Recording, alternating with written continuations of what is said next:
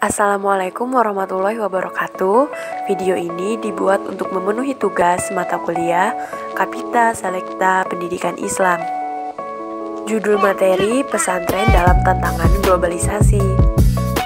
Kelompok 4, Lia Aprilistia, Yoyon Mauladi, Tata Nur Latifah.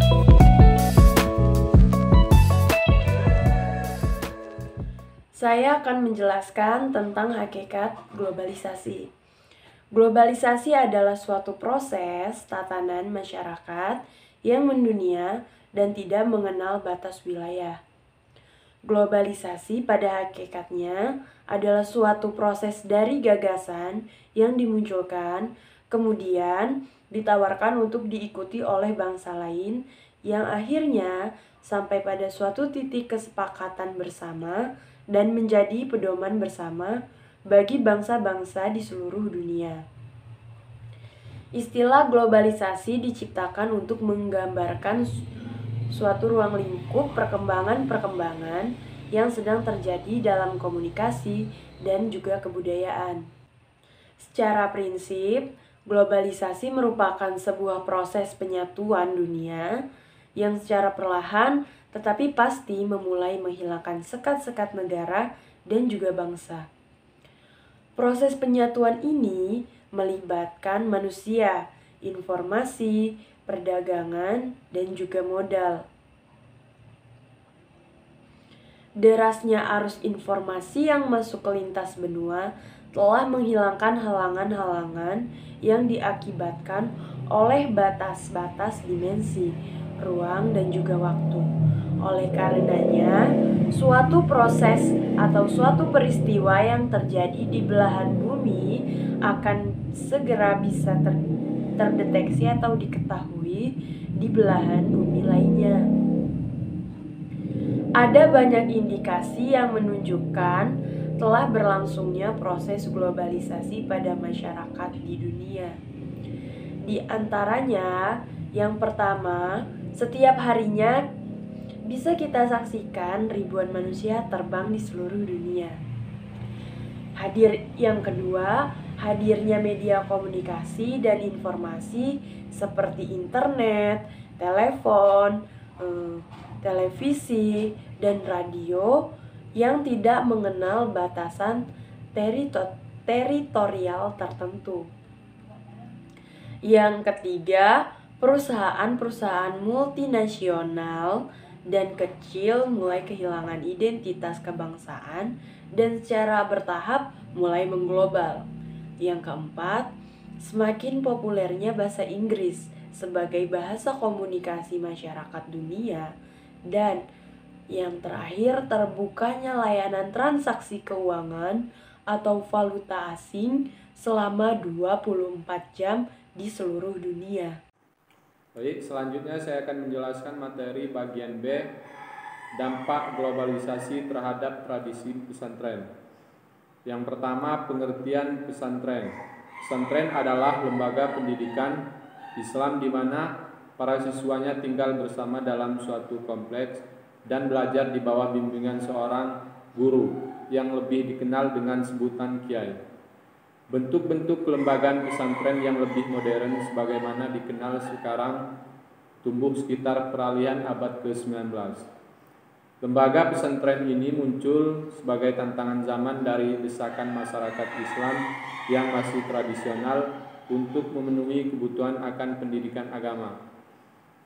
Lembaga tersebut muncul walaupun dalam bentuk yang sederhana, tetapi ternyata dalam perkembangannya telah memberikan investasi bernilai luar biasa dalam kehidupan bermasyarakat, bernegara dan beragama di Indonesia sampai sekarang.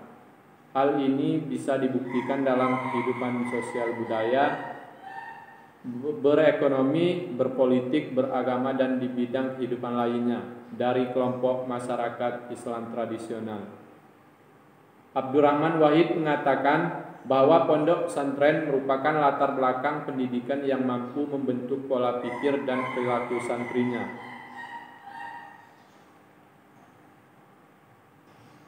Kekhususan pesantren dibanding dengan lembaga-lembaga pendidikan lainnya adalah para santri atau murid tinggal bersama dengan kiai atau guru. Mereka dalam suatu kompleks tertentu yang mandiri sehingga dapat menumbuhkan ciri-ciri khas pesantren, seperti yang pertama adanya hubungan yang akrab antara santri dan kiai. Yang kedua, santri taat dan patuh pada kiainya. Yang ketiga, para santri hidup secara mandiri dan sederhana. Yang keempat, adanya semangat gotong royong dalam suasana penuh persaudaraan. Yang kelima, para santri terlatih hidup berdisiplin dan tirakat. Dalam tradisi pesantren, pengajaran kitab-kitab Islam klasik lazimnya memakai metode-metode berikut. Yang pertama, metode sorogan, yaitu bentuk belajar mengajar di mana kiai hanya menghadapi seseorang santri atau sekelompok kecil santri yang masih dalam tingkat dasar. Tata caranya adalah seorang santri menyodorkan sebuah kitab di hadapan kiai, kemudian kiai membacakan beberapa bagian dari kitab itu. Yang kedua, metode wetonan dan bandongan, ialah metode mengajar dengan sistem ceramah. Yang ketiga, metode musyawarah, ialah sistem belajar dalam bentuk seminar untuk membahas setiap masalah yang berhubungan dengan pelajaran santri di tingkat tinggi. Metode ini menekankan keaktifan pada pihak santri, yaitu santri harus aktif mempelajari dan mengkaji sendiri buku-buku yang telah ditentukan kiainya. Yang kedua, karakteristik pesantren. Secara historis, pesantren memiliki karakter utama. Yang pertama, pesantren didirikan sebagai bagian dan atas dukungan masyarakat sendiri. Kedua, dalam penyelenggaraan pendidikan, pesantren menerapkan kesetaraan santrinya, tidak membedakan status dan tingkat kekayaan orang tuanya. Dan ketiga, pesantren mengemban misi menghilangkan kebodohan, tafakuh fil al-din, dan mensiarkan Islam. Dalam sejarah perkembangannya, fungsi pokok pesantren adalah mencetak ulama dan ahli agama. Sampai sekarang paradigma tersebut masih dipelihara, dipertahankan, dipegang oleh para pendiri dan pengasuh pondok pesantren. Namun seiring perkembangan zaman, selain kegiatan pendidikan dan pengajaran agama, beberapa pesantren telah melakukan pembaharuan dengan pengembangan komponen pendidikan lainnya, seperti penambahan sistem kemadrasahan atau adanya penambahan mata pelajaran selain mata pelajaran agama. Namun bahwa pesantren sebagai lembaga pendidikan Islam tetap dengan ciri khususnya, yaitu masjid sebagai pusat pendidikan dan pusat kompleksitas kegiatan pesantren. Yang kedua, pondok atau asrama sebagai tempat tinggal santri. Yang ketiga, pengajian sebagai bentuk pengajaran kiai terhadap para santrinya. Yang keempat, santri yang tinggal di asrama adalah belajar pada kiai, dan kiai sebagai pemimpin pondok pesantren. Pondok pesantren sebagai lembaga pendidikan mempunyai ciri-ciri umum dan khusus. Ciri-ciri tersebut yang membedakan antara pendidikan pondok pesantren dengan pendidikan lainnya. Sedangkan menurut Ahmad Mufti Ali, ciri-ciri khas pondok pesantren dalam interaksi sosial ada 8 macam.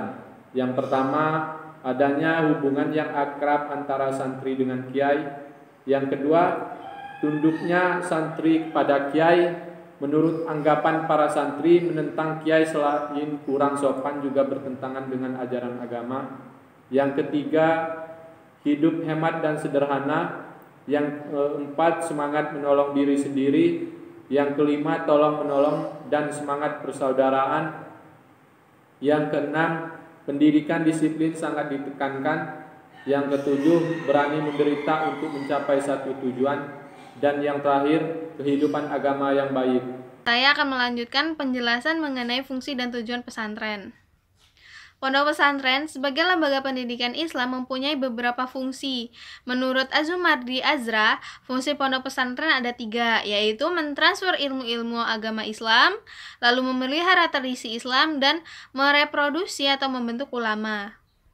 Lalu secara garis besar tujuan pendidikan pesantren ada 2, yaitu ada tujuan umum dan tujuan khusus. Yang pertama tujuan umum, yaitu untuk membimbing santri untuk menjadi manusia yang berkepribadian Islami, yang sanggup dan dapat mengamalkan ilmunya untuk masyarakat. Lalu yang kedua tujuan khusus, untuk mempersiapkan para santri untuk menjadi orang alim dalam ilmu agama yang diajarkan oleh kiai atau gurunya, serta mengamalkannya di dalam kehidupan bermasyarakat.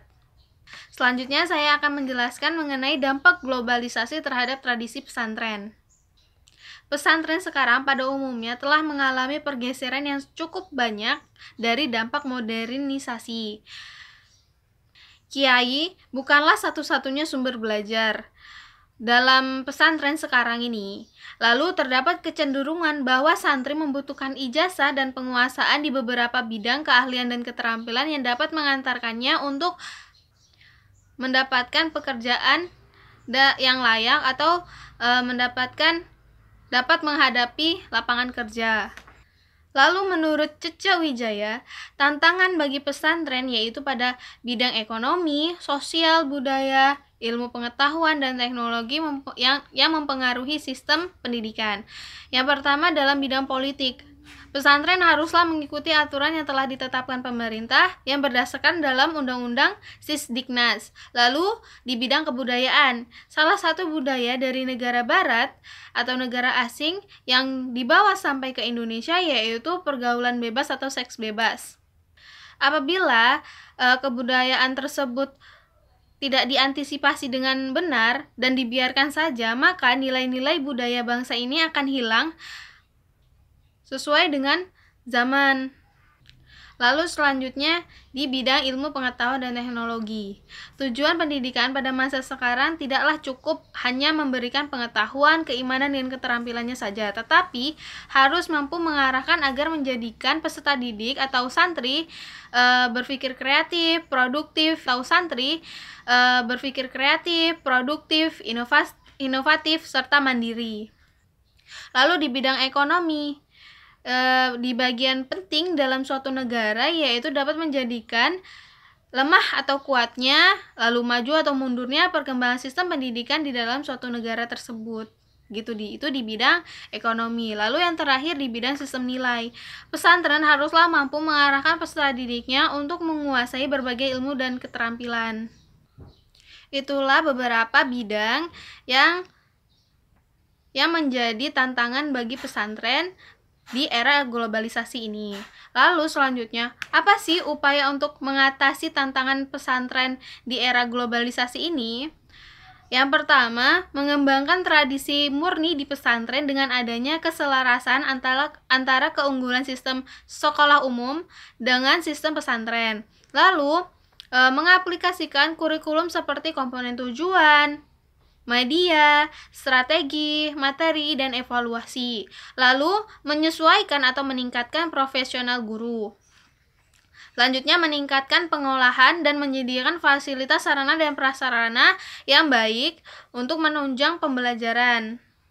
Itulah beberapa upaya untuk mengatasi tantangan pesantren di era globalisasi seperti saat ini. Sekian penjelasan sedikit mengenai materi tersebut. Terima kasih. Wassalamualaikum warahmatullahi wabarakatuh. Terima kasih kepada teman-teman dan semua yang telah menonton video ini. Semoga bermanfaat. Wassalamualaikum warahmatullahi wabarakatuh.